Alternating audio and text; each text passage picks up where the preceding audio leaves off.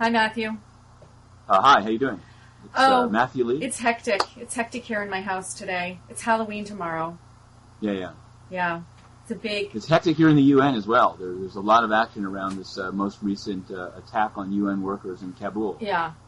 As we speak. I was going to ask, I was going to start on a lighter note, I was going to ask whether anyone was in Halloween costumes today, but I'm taking that's a no. No, there's actually going to be a Halloween party inside the UN later tonight, but right now everyone has their serious face. Yeah, on. no, it's okay. So we decided we'd start talking about Afghanistan, and that is a horrific attack that just happened there. And I know yesterday there was a Security Council meeting to talk about what, if anything, can be done to protect the UN's presence in Afghanistan better. Yeah, there was a sort of an emergency. I mean, it was we were going to actually do this episode yesterday, and then it was announced, or with very little notice, that the Secretary General Ban Ki-moon would brief the Security Council.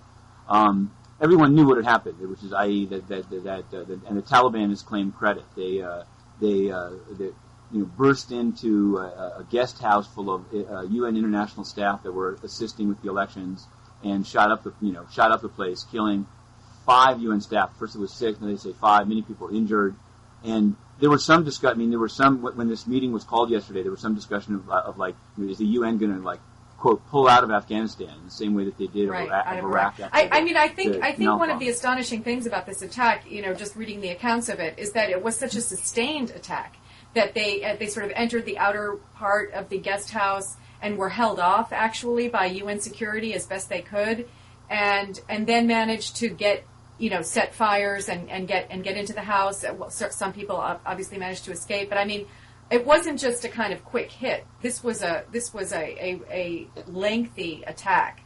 And in fact, although this meeting yesterday was obviously closed door, by hanging around outside, and then since then, including this morning, talking with people that were in the meeting, it turns out that Ban Ki-moon was actually pretty. He began by saying he didn't want to find fault with anyone, but basically, the fact he laid out is that the UN called, the ISAF, the International Forces in Afghanistan, an hour, and it took them an hour before they arrived. So there's some on the council were saying, like, the lesson from the attack is there needs to be much better coordination between ISAF, primarily U.S. forces, and the UN.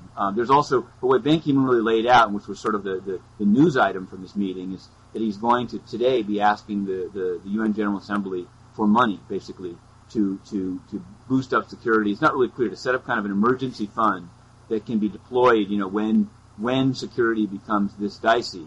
And some people were firing questions at him like, what does this mean? Like private military contractors, sort of, because obviously in the normal course, what you do is ask like a peacekeeping, troop contributing country to give some more security. This seems to be that he wants to sort of a pool of money to be able to like quickly get, guards on the ground. But what kind of guards, Well, presumably they'd be UN guards. I mean, the UN has a deep pool of people for this. They actually, the weird thing is that most of the people that are armed and for the UN are in fact soldiers of countries. Right. There's that's really what not I mean. A lot of UN... donor countries. Right. That's the weird thing. I just came from a briefing by one of the Security Council members, background briefing, where they're saying the idea is actually to have this be a UN, meaning not troop contributing countries, not soldiers from India or Bangladesh or Pakistan, but actually kind of a standing UN security force, which doesn't exist at present. Yeah. But I think that the one thing I want to say is, obviously we can go, it goes without saying that this is a particular, a one in a string of vicious, Taliban attacks. They said right after the attack that they were doing it because of the UN's participation in the first and now second round of elections in Afghanistan. Obviously, if then you'll say, well, so these are just, nihilists that hate democracy, and so they attack the UN because the UN's for democracy. The only thing is that it's not, maybe I'll try to disconnect this from the attack, but in the run-up to the attack, there was actually a lot of controversy about the UN. What was the UN's role in the first round of election? And there was the UN, there's the deputy There was a whole UN controversy between Galbraith and Kai. Correct. And where basically the number 2 guy in the UN's mission in Afghanistan claimed that the number 1 guy, Kai Ida, a Norwegian diplomat, was basically so on the side and in the bag for Hamid Karzai that he was unwilling to be forthright about how much fraud had occurred in the first round. And Galbraith went public with that. He was fired by the UN. Later, Qaeda sort of came over to that view and said, yes, there was fraud. Right. But I mean, I think a lot of and this is gonna take place probably before we next speak in the second round. The question is, how many polling stations should be open? Like most of the fraud in the first round occurred in these in polling stations in areas entirely controlled by the Taliban, which came back like 10,000 votes to 0 for Karzai. Right, and there was no monitors. And so my understanding is that one of the issues the UN is facing right now is the Afghan government's desire to expand the number of polling places, which the UN is correctly arguing we had limited resources to cover the polling places before. This is a step in the wrong direction. So do you know? It's not clear. The problem with the security with this attack is that whole. I mean, there's not that many days before the runoff, and it doesn't. In fact, the UN, it's said, and I've seen articles saying the UN is pushing hard to limit the number of polling stations, but that's not what Ban Ki-moon said. I mean, I actually, there was a day he did a stakeout, and I asked him point blank, what about phantom polling places that Mr. Galbraith said, are an invitation to fraud? And he said his position, Ban Ki-moon, was that the reason Galbraith was fired is because he wanted to disenfranchise the Afghan people by closing polling stations, and that the UN would much prefer to have stations everywhere, of course, wanting to monitor them, but they didn't think the solution was to have fewer polling stations.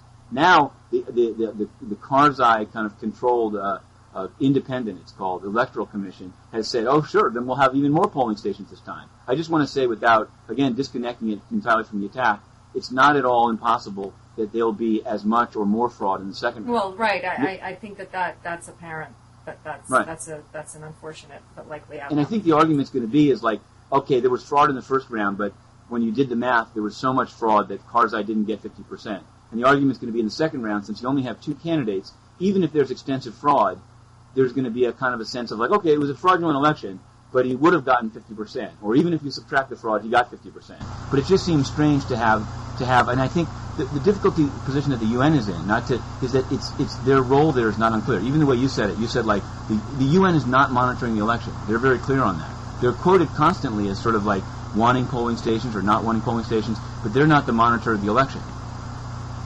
So they're in this weird position where, I don't want to say for fundraising purposes, but it sounds like a perfectly UN function to be, monitoring and running the election in a previously failed state like Afghanistan.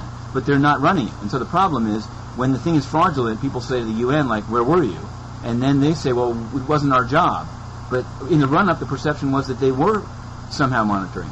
And they haven't clarified their position anymore in the second round. Again, I think, the attack is so horrendous that it's sort of clouds over those issues, No, I mean, absolutely. And I'm wondering, maybe you have some insight into this. I'm wondering to the extent that the larger debate in the United States over how many troops to commit to Afghanistan, and I thought David Brooks had a really interesting op-ed today, basically saying it's not about really how many troops, it's about, is President Obama committed to this mission passionately with tenacity? Is he ready to power through all of the obstacles he's going to face? And I thought David Brooks was, I think the president has clearly and unambiguously stated his commitment to this mission, much more so than in Iraq, certainly during the campaign. But I'm wondering to what extent in the UN, in the corridors there, this debate has spilled over. Because I think it really, I think this is a very hard issue for people like-minded to come to agreement on. The issue of the level of our troop commitment to Afghanistan, how to manage counterintelligence, how to make it successful. Is there a middle way?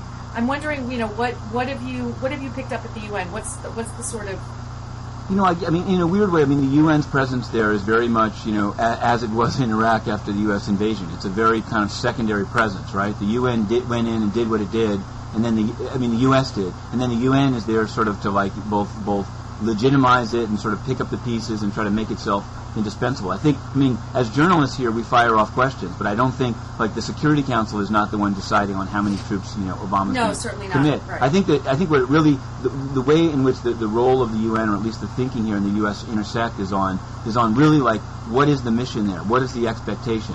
And I think, as I'm sure you've seen, a lot of the debate becomes maybe the U.S. should just, protect Kabul and Kandahar, and just let the countryside be controlled by the Taliban, you know? And then from time to time shoot a drone if the Taliban have a meeting. Is that what people think? I know it's not an amorphous, you know. Is that what many of your esteemed colleagues believe? Well, it depends. You know, I think that, you know, some of the journalists think that's the most realistic approach. You know, you always have this sort of like, you know, true believer UN development people are like, we're going to rebuild the country. We're going to, you know, rebuild roads in southern Afghanistan. People are going to embrace us, and that just doesn't seem like it's going to happen. Okay. You know, for a variety of reasons of why people got in there. Here's just sort of an aside is that on this issue of like shooting drones, right, which the U.S. continues to do, both in Afghanistan and Pakistan, which is like, you know, particularly in Pakistan where the U.S. doesn't have its boots on the ground, but they definitely have the drones in the air. Right. There was a UN special rapporteur. This week was like all the UN's special reporters on human rights came to brief the Human Rights Committee, the third committee of the General Assembly, which covers human rights. And one of them, this guy Philip Alston, he was one of the sharper ones. He covers summary executions and murder, basically. He came out and said that's a great job title. Yeah, he's a law professor at NYU. He's Australian. He also spoke about Sri Lanka, a slew of topics. But the thing that I think you'll like this one. He said both in his report and in his briefing to the press that the U.S. The onus is on the U.S. to come forward and explain how its use of drones doesn't constitute summary execution, because the idea is like you remember the famous case in Yemen where they were like there was a car, the U.S. said there was a terrorism suspect in it and they just blew the car up. Well, there were other people in the car too. So John Bolton was here this week, and so it's sort of things get a little dull sometimes. But before we get to Bolton, I just want to get back to this issue about drone attacks, and I think that's a really important point. I think that. And I attended a talk last week by Greg Mortensen, the famous 3 Cups of Tea author, and he pointed out that when you have no boots on the ground, but you rely on bombing to advance your military objectives, you breed enormous hostility among the people there. Sure. It's collateral damage. It's no one there left to pick up the pieces. It's the bolt from the blue out of the sky. I think I'm surprised that that's the consensus among some of the press corps at the UN, because I think it's really the wrong way to go. Well, I wouldn't. There's no consensus here. This is the UN. I'm just saying that there are people that say no matter how long the UN, it seems pretty clear that that unless the U.S. is going to like double or triple its troop size, you're not going to have U.S. soldiers controlling mountain peaks. In Afghanistan, it's just you can put people there. Did you hear this Battle of Wanat? It's like a year ago, where like they had about 22 U.S. troops surrounded by mountains and clear blue sky, and when the Taliban attacked, like 8 people were killed. Yeah. And in the aftermath, they look at it and they say, like, what was the U.S. trying to accomplish there? Right.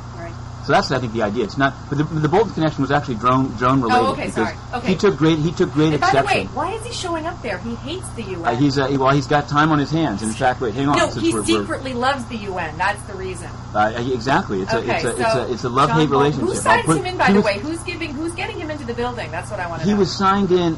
This is actually kind of great. He came to promote a book, a very conservative book. Edited by Brett Schaefer of the Heritage Foundation with a foreword by John Bolton, Conundrum, The Limits of the United Nations and the Search for Alternatives. And it was the press conference was run by Heritage, John Bolton, CFAM, and it had a nation sponsored, which I guess is the one that signed them all in. Fiji. Which was kind of, it was pretty, one, you always have these small countries that play these roles. And the Fijians are very brave peacekeepers. They are, but they're also a country that's been the subject of a military coup and is currently led by a military government. In fact, in such a way that the UN has said they might not continue accepting Fijian peacekeepers until democracy is restored. So it was the whole thing was surreal because you had basically the purpose of the most conservative of the conservatives who came in on this was to criticize another special rapporteur who, in analyzing the counterterrorism as it applies to gender, decided to look at gay, lesbian, transsexual, and intersex individuals, and had a line in his report that gender is a social construct. Well, as you might imagine, the Catholic Family Association or whatever went crazy and said, who is the UN to redefine gender? And they basically said that this post and this rapporteur should be, fired and eliminated, which is the same position that, for example, Egypt Pakistan, Belarus. Yes. So there was really this weird conflux of like, right. Yeah, exactly, of like American conservatives with, who usually are like beating the drum and saying, the UN doesn't back up its rapporteur on North Korea or on Myanmar. And Bolton kind of, so I asked them that. I said, like, how do you square, like, are you with the Belaruses of the world? Do you not like human rights? Or not human rights. And Bolton said, we like country-specific rapporteurs, but not thematic ones, meaning the ones that cover, like, summary execution, and the other guy was covering the protection of human rights in connection with counterterrorism. And these guys, it's true, they have a pretty big mandate, so they get like letters of complaint from all over the world. They write to governments. The ambassador of the most powerful country in the United States, the former ambassador of the most powerful country in the United Nations, has to get signed in by a Fiji. No, it really was, and without any irony at all, given like the I guess and again, just to close this one out, his thing was like, the UN has nothing to say to the U.S. about its use of drones in Afghanistan because this is war, and who is the UN to criticize how war is conducted? Yeah. Which is going to obviously connect when we speak about the Goldstone Report. Yep. But first, I want to. It's up to you how you want to proceed. Oh well, this is just a kind of depressing day. I was very optimistic on the subject of Iran. I was very optimistic that Iran would accept this agreement in principle that was brokered by Mohammed al-Baradei of the International Atomic Energy Agency, under which 1,200 kilograms of Iran's low-enriched uranium stockpile, about 80% of it, would be shipped out of Iran and used for, eventually used in the Tehran research reactor, which is a very small reactor in Tehran that produces medical isotopes used for diagnosing and treating cancer. There was a very nice kind of potential swords into potential plowshares visual to this deal, and it also removed what had kind of become an irritant to broader, deeper negotiation of the nuclear program. As long as there was concern, and I don't think this is a likely concern, but a concern that Iran could divert this stockpile of nuclear material, it would have enough for a nuclear weapon. This deal would sort of get that off the table and allow everyone some breathing space in which to just discuss the bigger issues. So apparently today, Iran has effectively rejected the deal by proposing changes to it that I think make it completely unacceptable to the EU. Iran is proposing apparently very smaller incremental shipments of its low-enriched uranium. At the point of shipment, it would receive fuel for the Tehran research reactor, so there'd be sort of an even exchange. And it wouldn't really, because Iran's continuing to enrich uranium, of course, likely at the time of its shipment it would sort of maintain its current level of LEU. And I don't think people should get distracted by the quantity of LEU Iran has. I really don't think that that's the issue. I think this deal was just kind of a nice, tidy, elegant way of taking the LEU issue off the table for now and discussing more important things like, is the nature of Iran's nuclear program entirely peaceful? Open question. Mm-hmm. So anyway, I'm disappointed Iran did not accept this deal, and apparently over the weekend, and I don't have the links yet, several important Iranian opposition leaders, including Mir Hossein Mousavi, said they didn't like the deal either. So I think that's interesting in terms of what it says about internal Iranian politics, that even a range of opposition leaders said no to this deal. So yeah, that is interesting, because I think, isn't it like those who most want to be assured of Iran's nuclear intentions were very much hoping that the democracy movement and the people protesting after the election, that this somehow augured that like a split in the society. And you'd almost think that in order to keep kind of outside and Western support, I mean, again, I don't mean to be cynical, but just tactically there, that they would want to be on the record as somehow, if they could, supporting this proposal. I think I've always believed that the Iranian opposition loves the nuclear program just as much as the current Iranian government. Everybody loves the nuclear program. It's wildly popular. It's for all kinds of reasons. So I never believed that peace was going to break out just because Mousavi on the nuclear issue, because Mousavi took office as opposed to Ahmadinejad. And by the way, neither of them would really call the shots on nuclear issues. It's really the Khamenei, the supreme leader. But nevertheless, the fact that this agreement was reached in principle in Vienna last week, and then over the weekend it came unraveled. I think that's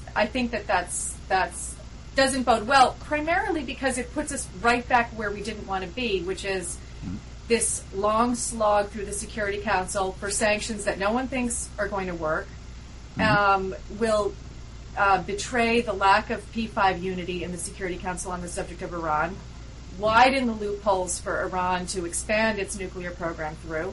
And, also, frankly, it raises, again, and I hate to see this issue raised, of the possibility of Israeli military action against Iran. Now, I personally don't believe that Israel is going to take military action against Iran, but where we are now puts us back into that conversation. Puts it much, much closer. No, I agree. And the only, the one, I guess, footnote to all this was, and it's, I don't like to call a big suicide bomb a footnote, but there was this bombing in Iran.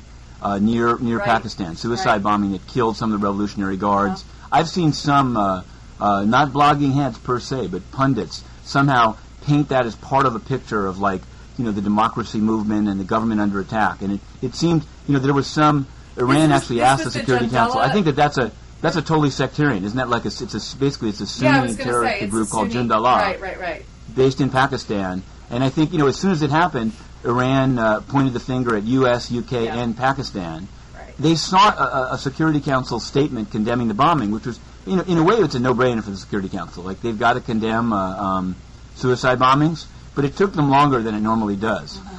So it is kind of and it was done in a sort of it's very strange here that because you'd think condemning, people blowing themselves up to kill other people is pretty much of a no-brainer. But it's actually kind of contentious in how you condemn it. So they have this boilerplate language that they just stick to. It's basically a fill-in-the-blank condemnation. Yeah. The Security Council deeply concerned or deplores, and you just fill in the name of the country and the date and the number of people killed.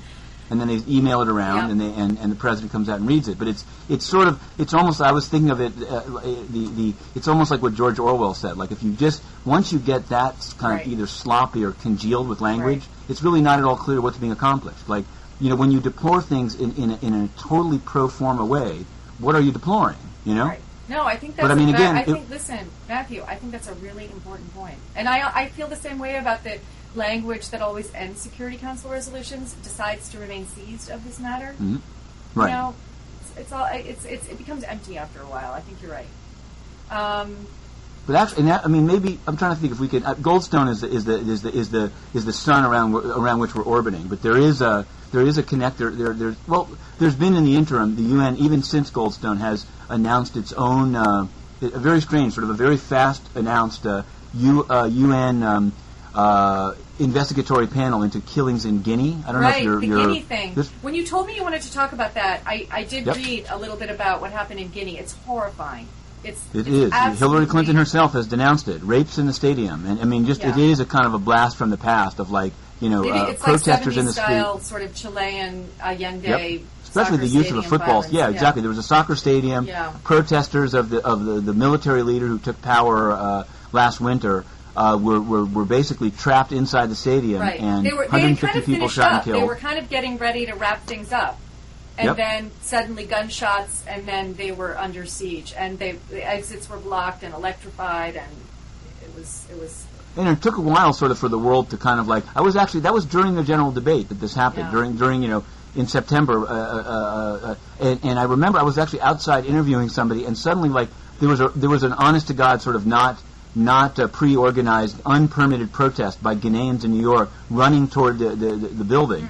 Saying, Dada's come out, gotta go, and it took a while. The UN didn't immediately react. The Ghanaian guy was allowed to speak and spoke about climate change, and just the sort of all the kind of buzzwords here, as if nothing were taking place in this country. Right. And then through time, you ended up with, and I think a lot of it was the fact that images existed of people being shot, and also rape in broad daylight by soldiers. And so it got Hillary Clinton, denounced it and basically said Dadis Kamara has to leave. I think in order to sort of save himself, this military leader has done two things. One, he cut a $4.4 billion deal with China for the minerals of the country. Mm-hmm. Always convenient when you're under fire. Right. And he also has acquiesced or has said that he'll cooperate with whatever international Goldstone style, although maybe not as rigorous as the Goldstone Report. But the idea is that the UN, Ban Ki-moon is going to select a panel to go and interview people. And right. But the connection to me was this idea of language. We just came back where it was very, because I mean, some people, and I don't want to be Johnny One Note about Sri Lanka, but there have been in the last year any number go ahead, of be Johnny One Note. I'm going to be Johnny One Note just in this sense, where pretty much nobody disputes that several tens of thousands of civilians were killed there, and it becomes fair to say, like, you know, there obviously on both the government and the Tamil Tiger side there were abuses and war crimes. Seems pretty clear. But there was never any, basically, the UN system, the way it's structured, was never able to send any type of investigatory panel there. Even now, there's a U.S. State Department report which came out saying that there's reason to believe that war crimes occurred. There's still, the UN has not sent any Goldstone-type panel or Guinea-type panel. And the way it's been explained to me is that in the case, the only reason the UN the Goldstone was sent by the Human Rights Council in Geneva. They voted, they appointed Goldstone and sent him. So that's the formal way. Right. This Guinea one's being done very quickly, and basically the Secretary General, on his own authority, is sending him. But the idea is that because the ECOWAS, the Western African countries, have invited it, then the UN doesn't feel there's any conflict doing it. And they would have done it even if Guinea didn't agree, because the regional body requested it, although not in writing. Whereas in the case of Sri Lanka, obviously the government doesn't want to be investigated, but there's no, whether it's ASEAN or any kind of South Asian group, no one has requested it.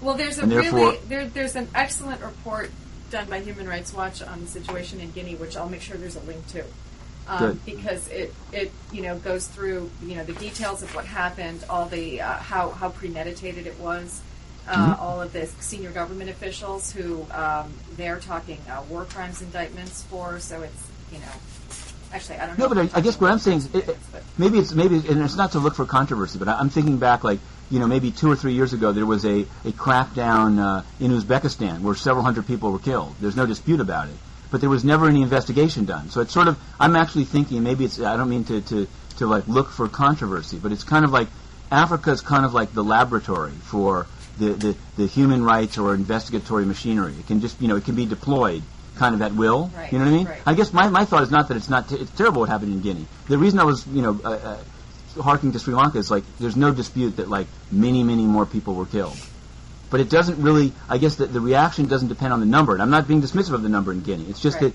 there's sort of no pushback. I guess the idea, and it's the same thing with sending. Look at where all the peacekeeping missions. I mean, that's also where the wars are. But there's kind of look at the International Criminal Court. Almost all of the indictments are in Africa. Yes. So it's sort of there's again, and I'm not trying to that might seem to be saying well don't investigate or indict in Africa, but there's something. It's interesting where you end up with all these really were kind of our great fruits of international diplomacy like the ICC, but they can really only be deployed in a continent that doesn't have the political power to say get the hell out. Even Honduras, even the Organization of American States didn't really want the UN involved in solving that. Because they're we'd rather solve it at a regional level.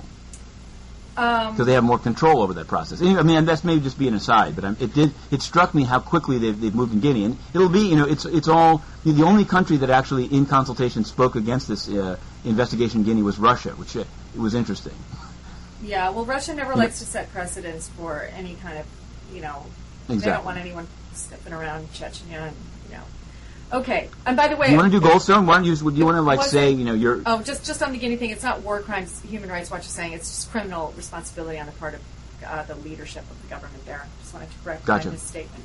Goldstone. Okay. Goldstone is fascinating to me. I checked. I don't think any blogging heads have addressed the Goldstone report, and I don't know whether it's just gotten lost. There's just been so much else happening, but it felt to me like a very blogging heads kind of topic for discussion. Because it came out and it immediately generated this outraged response from Israel. Israel was pissed off by this report, and even more outraged by the process that unfolded in Geneva that led to the adoption of a resolution endorsing the report.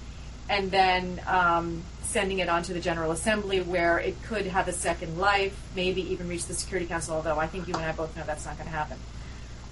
Anyway, so where do you want to begin? Well, it can reach it and then be slapped down. Yeah. Where do you want to begin to talk about Goldstone? The Goldstone Report, maybe we should say, was ordered after the events in Gaza from late December 2008 into January of 2009, where Israel launched a massive attack on Gaza that many people felt was disproportionate and created far too many civilian casualties, attacked infrastructure, and sort of what the UN terms collective punishment, meted out collective punishment, which is a big no-no anywhere, but in particular against civilians. And so a 500-page report was produced by Richard Goldstone, who's a South African jurist, and it largely well, have you read the report? I can't claim to have read all 500 pages, but I've read a bunch of it. The only thing I would add is that, and it becomes important in how it plays out, is that initially when the Human Rights Council voted to create the Goldstone panel to do the report, it was to investigate war crimes by Israel. Right. And he fought to have it, because I think he realized from the outset that was going to be a problem. Yes. I mean, one, he wants to be even-handed, but politically that was going to be a big problem. Mm-hmm. So he fought to be able to look at sins on both sides. The problem that he had in doing the inquiry is that although he did go to Gaza, he wasn't allowed. He didn't go to Israel. Israel didn't cooperate refused to cooperate at every step of the way. Did not invite him or any of the members of his team into Israel, and that's the report highlights that as a big obstacle to really his mandate. And I think and I've been not only what they've said publicly, various Israeli figures have come through the UN and spoken to the press and denounced the report. They point, they say, although the report itself does, have a section on Hamas, yes, that it's a thinner section. I mean, right. It definitely calls for that Hamas should, and then Israel kind of mocks it and says, in all of these things, the ultimate call is that Israel, in the first instance, the accused should conduct an objective investigation, and if that's not credible, then maybe the thing should be referred to the International Criminal Court. Well, okay, maybe Israel you can sort of laughs and says, because you've read the whole report. Does the report deal? And I looked for this, and maybe I just didn't look well enough.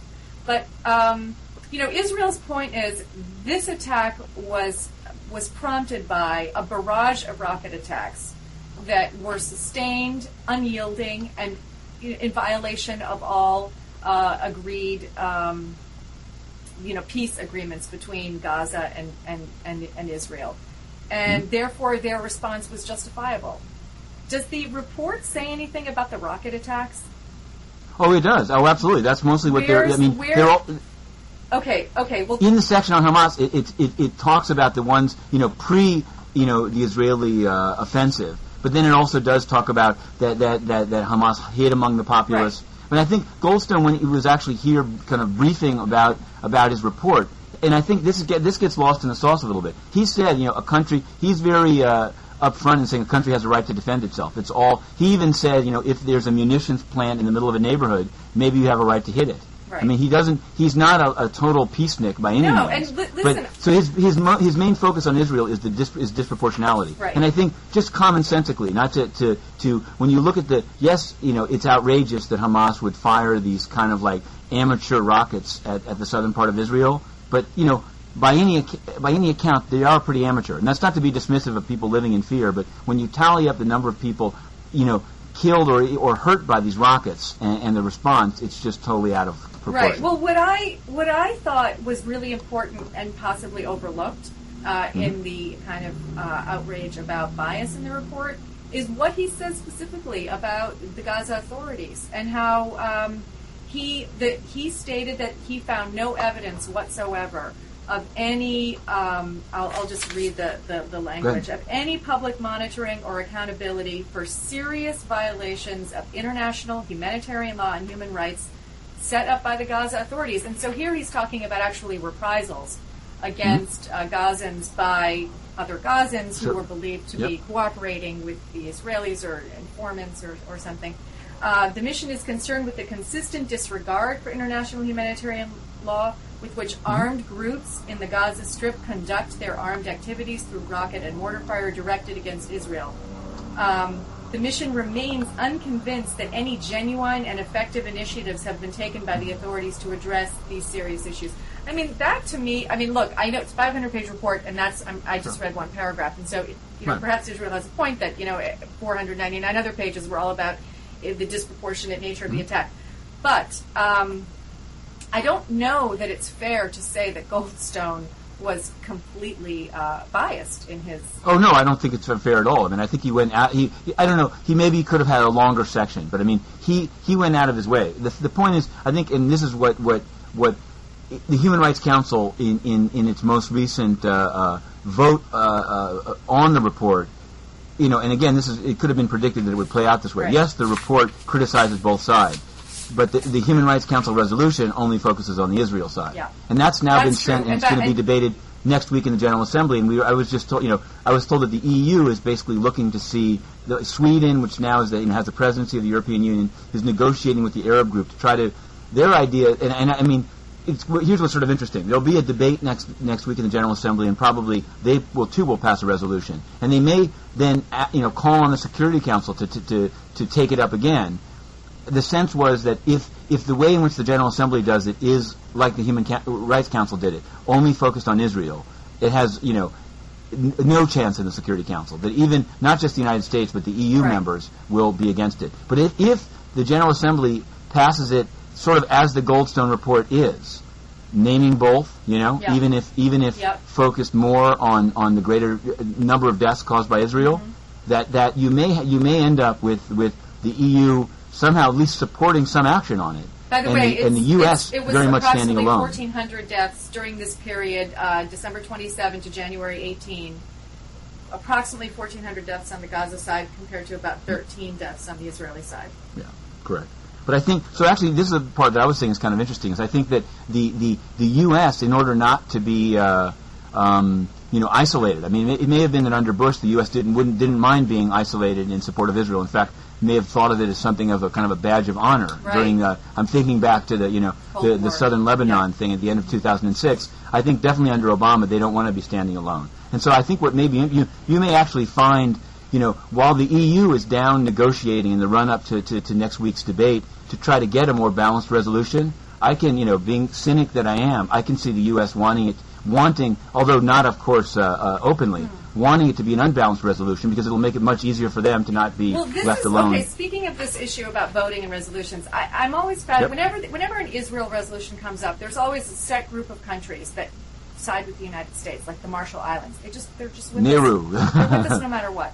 Okay, yes. So in the Human Rights Council in Geneva, there's a subset of the United Nations body. It's 47 member states. They're elected, and the distribution of countries is determined roughly by regional grouping. So Africa gets 3 seats, or Latin America. I mean, I don't know the exact number. You can but that's the basic distribution. So what's interesting to me is who votes against the resolution and who abstains. And by the way, to get an abstention, I've seen this happen. A resolution is coming up that's particularly repugnant to the United States for whatever reason. And so senior diplomats will be dispatched to go out into the hall of the General Assembly and just ask their buddies, their friends, who are the ambassadors from fill-in-the-blank country, to just take a walk to the men's room or to the lounge to have a smoke during that vote. And often, surprisingly, U.S. diplomats can succeed at this. And during the General Assembly, there's a core of people called public delegates. They're often well-connected political appointees, or they're senior ambassadors who are between tours or about to retire, and they come just specifically for this purpose, to kind of work the hallways, to work the room. And when a resolution comes up that's very unpopular to the United States, they'll just say, come on, don't be here when the vote. Some of those guys are just tourists too, like they had George Pataki. I think some of them are just named as sort of for political reasons to walk around. Anyway, so I thought it was just interesting in Geneva. These are the countries that voted against the resolution with the United States: Hungary, Italy, Netherlands, Slovakia, and Ukraine. That's it. Now, I mean, Italy, you can argue that there are some heavy hitters there. But I just thought it was fascinating that 3 countries from the former Soviet Union or Eastern Europe voted with the United States on this. And especially in the case of Ukraine, it's a testament to the strength of their pro-American allegiance. And then abstaining, the U.S. persuaded Cameroon, Burkina Faso, Gabon to take a walk during the vote, along with Korea, Slovenia. You would have expected to see that. Anyway, I just thought that was interesting.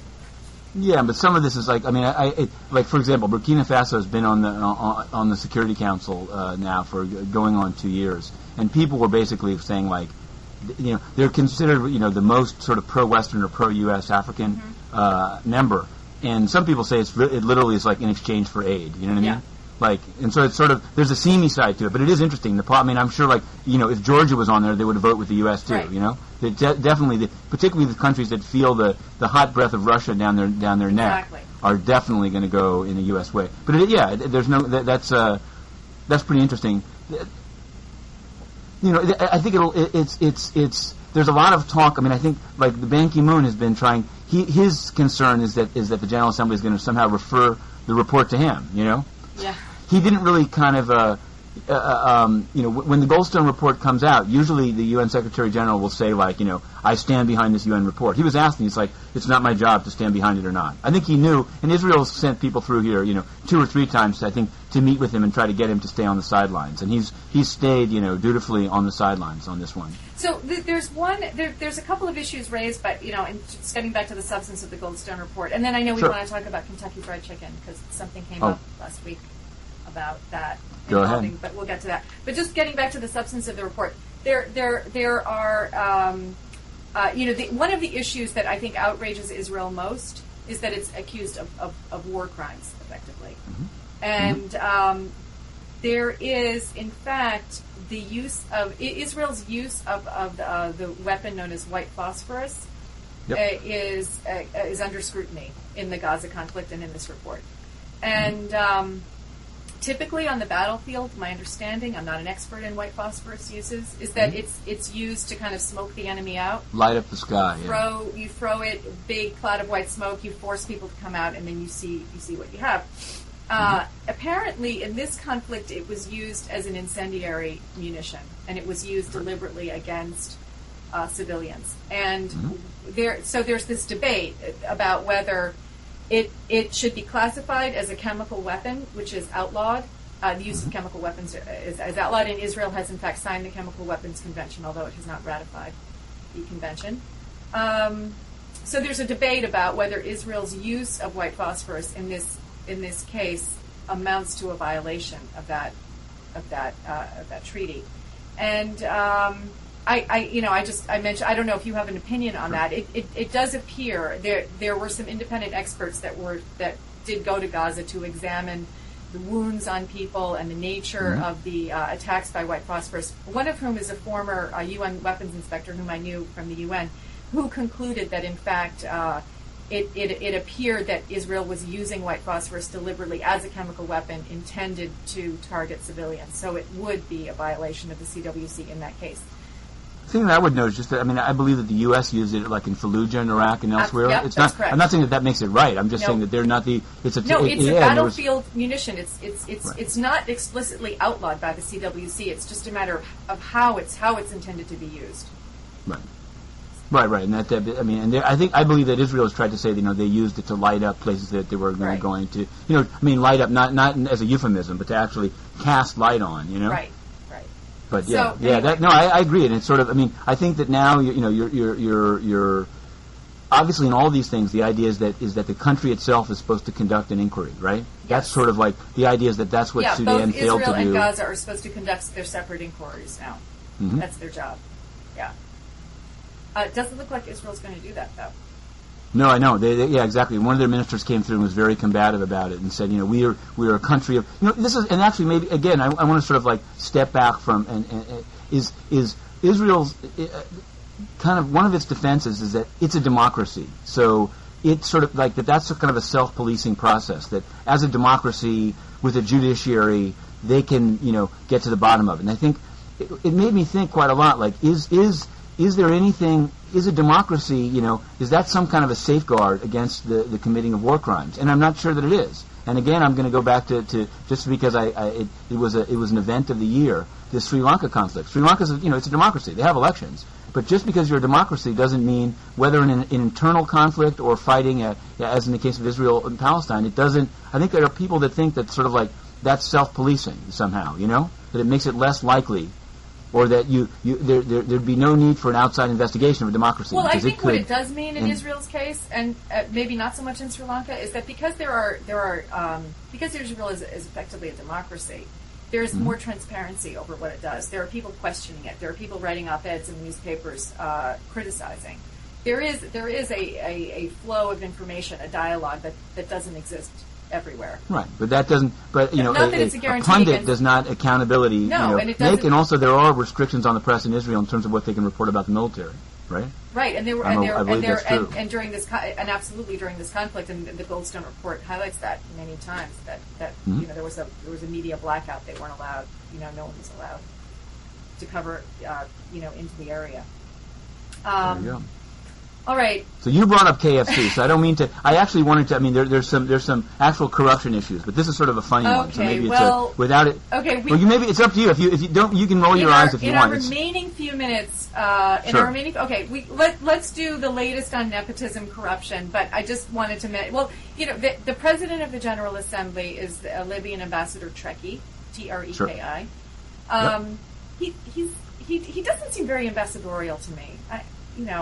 There's something about we had Brockman before. It's been a slow decline in the UN General Assembly. There's something avuncular and but he seems like a nice enough guy. It must have been excruciating for him to have had to sit there while Gaddafi was going on and on. That was okay. Anyway, so he's been in the news for. I mean, if you do kind of a news search, other than Goldstone, the main things he's so far known for. The first one was him sort of sua sponte. Well, it was a question that he could have dodged, but he chose, when asked by a BBC Urdu service journalist about gay rights, to say to him, it's totally unacceptable. And to him and 2 billion Muslims, and he said, and I believe the Buddhists and the Jews, it's unacceptable. So this is like, I ended up writing the story because for some, I guess BBC Urdu didn't do it, and other people didn't see it as newsworthy. Maybe it's sort of like, dog bites man. Libyan GA president denounces homosexuality, but it was done so vehemently that I thought it made sense. So I wrote it up, and he's been now denounced by not only Barney Frank on Capitol Hill, but parliamentarians in Australia. And it takes work. He had to work for that. Yeah. Okay. No, exactly. And now here's what's. And I think literally, I say this to you. Can be as dismissive as you want of this KFC story, but is what happened is a week ago from today. There was some. I mean, it's insane. Kentucky Fried Chicken owned by Yum Brands. How long has he been dead, by the way? Say again? Oh yeah, the actual colonel was dead. This is they call him an imposter, but he's actually an employee of KFC. Right. So he's not really an imposter. He's sort of he's an actor who plays the now dead, icon of Kentucky Fried Chicken, Colonel Sanders. I hope all the viral marketing experts that were brought into this get their big bonus because it worked. I think anyway. In a way, and the only thing is, my hope was as a kind of I don't want to say as an anti-corporate person is that it would blow up in their face. This hasn't happened, but the reality was this: they sent very very kind of slick, and in fact the UN should have seen it coming. Last week they sent somebody to hand out free chicken in front of the UN, and at the same time, kind of unbeknownst, they wrote a letter to Ban Ki-moon. This is KFC, of course, saying that the 24 million members of Grilled Nation, those who have tried Kentucky grilled chicken, demand a place at the UN table. Yep. And so the weird frankly, they were outside handing out chicken, and then suddenly somebody came to me and said, Colonel Sanders is at the stakeout. And it's true. Colonel Sanders, or the person playing Colonel Sanders, who's actually named Robert Thompson, comes from Kentucky, was at the stakeout and was escorted around the building. And in fact, here's the killer. He was taken into the President of the General Assembly's office and did a photo op. Yeah. With Treki in front of the UN flag and the Libyan flag, as if he were a visiting ambassador, kind of like the ambassador of Panama. He had on the white suit, the little black bolo tie, and so initially and maybe it is just a fun, kind of a funny story. The weird thing is that the UN said this was all a big mistake, and they were conducting an investigation of how he got in. The parent of KFC is Yum Brands, big, they own Pizza Hut and a variety of other companies. They have a deal with the UN. They actually partner with World Food Program and use the World Food Program name in press releases saying how great they are with the UN. It seems a little ironic that a company that's sort of like on the one, and I've actually thought that was strange. I didn't think you were supposed to use the UN money in your advertising as a corporation, but if you do, presumably you're not supposed to be sneaking around trying to kind of like punk the UN at the same time, right? But they did. So I started asking in the noon briefing, like, what are the repercussions for Yum Brands? This is why I say, like, I was actually hoping they'd somehow be reprimanded by the UN, which itself might be a joke, like sanctions on Yum Brands. Yeah, I think that was like way too big a hope. Exactly, but the reason that the UN refused to do it was to me problematic. The answer was, this was done by KFC, not Yum Brands, and it's like that's absurd. Like, Yum Brands is the parent, right? It's totally attributable. Yeah. It's the same. To be a little more serious, there's an argument made. PetroChina, the Chinese oil company, is partners very much with Khartoum and Darfur. So a lot of NGOs have written to the UN and say they should be thrown out of the global compact. The answer by the UN has been, you've got the wrong subsidiary. The one they may be related, but they're not the same company, different name. Yes. And to be doing this with the old Yum Brands. Yeah, well, the UN uses the fine print, to avoid having to make unpopular decisions, just like. Well, it depends. Yeah, but I guess it's all like popular with who. But as a transition to the nepotism issue, it's since emerged. I've kept, in a way, like the repercussions to date have been that two relatively low-level security officers have been put on administrative leave. And the idea is that they screwed up and brought Colonel Sanders through the building. Well, that's a shame. It's not their fault, for goodness sake. Exactly. So in order to clear their name, we started looking into who actually, they actually went into the main security office. So much higher ups approved it. And also within Trekkie's office, and here's what we'll get to, beyond the, Trekkie being whether his style, he's adopted the at least the style of the just previous PGA, Miguel Viscoto Brockman, who hired both a nephew and a niece to work on his staff. Trekkie has brought in both his daughter and a cousin named Ali Mohammed Trekkie to be on his staff. It seems to be at the UN. This is one of the perks of getting that position, is that you can move your whole family into the UN. And the daughter was very much involved in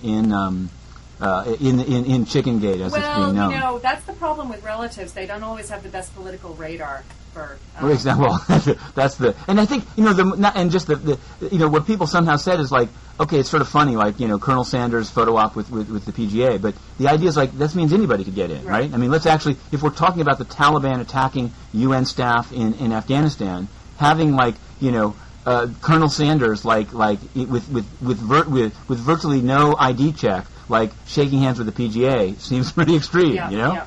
But this idea, I just want to sort of highlight. It's an issue that I've been working on and continue to dig into. But none other than the Washington Post chimed in on the 28th.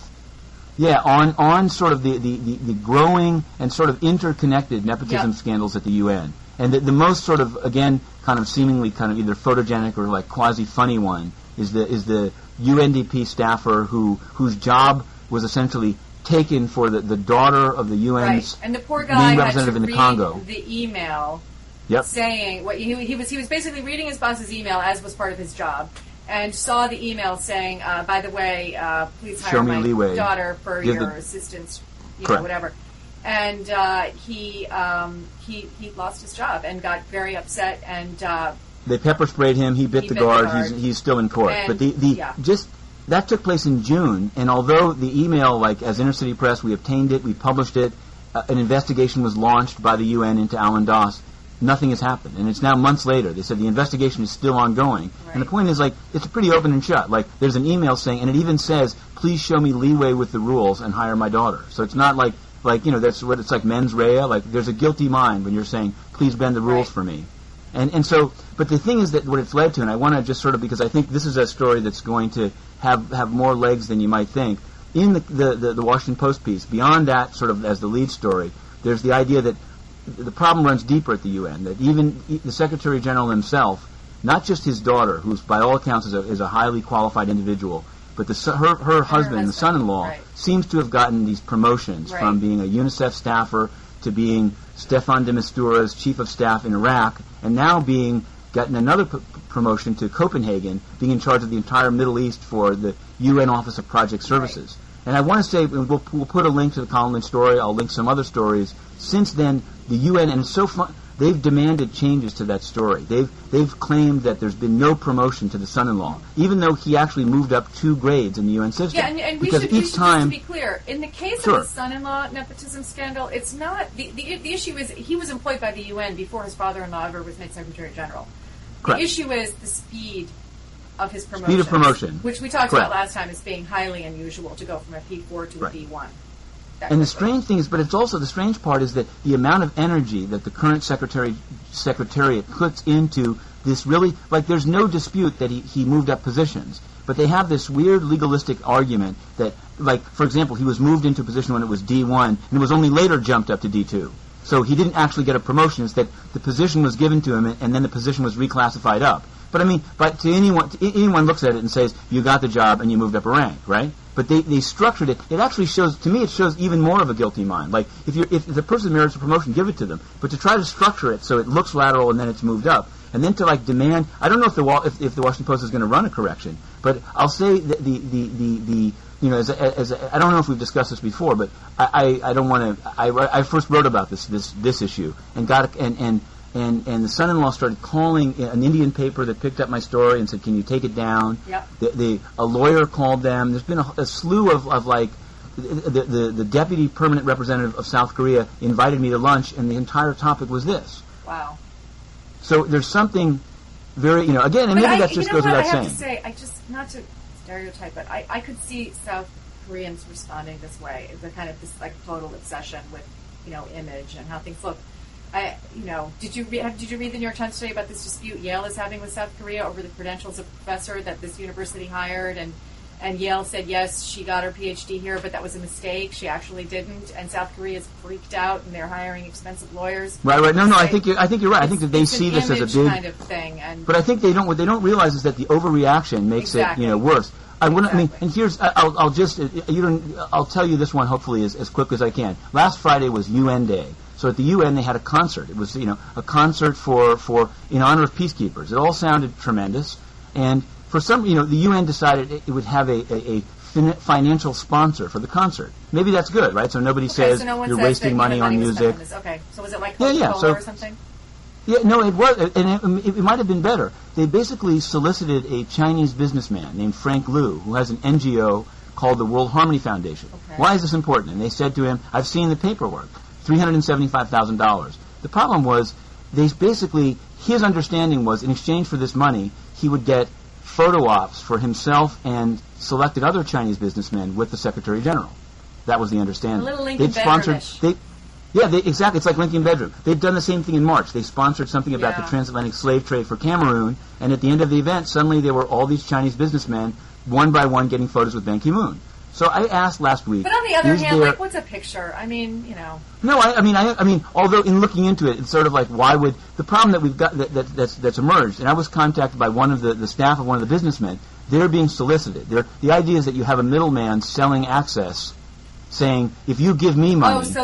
I'll take you to New York, and you'll. Chinese NGO was getting money. He's making money off the thing. Oh, absolutely. I mean, and it really does. And the killer was in the UN. Instead of just saying like, "Hey, we had no idea that this type of shenanigans was going on by our sponsor. Next time, Coca-Cola or KFC," they basically said, "No, nothing wrong has taken place here." They said, "Yes, there was the payment of money. Yes, there were the photographs, but there was no quid pro quo. Gosh. The photographs were just ad hoc."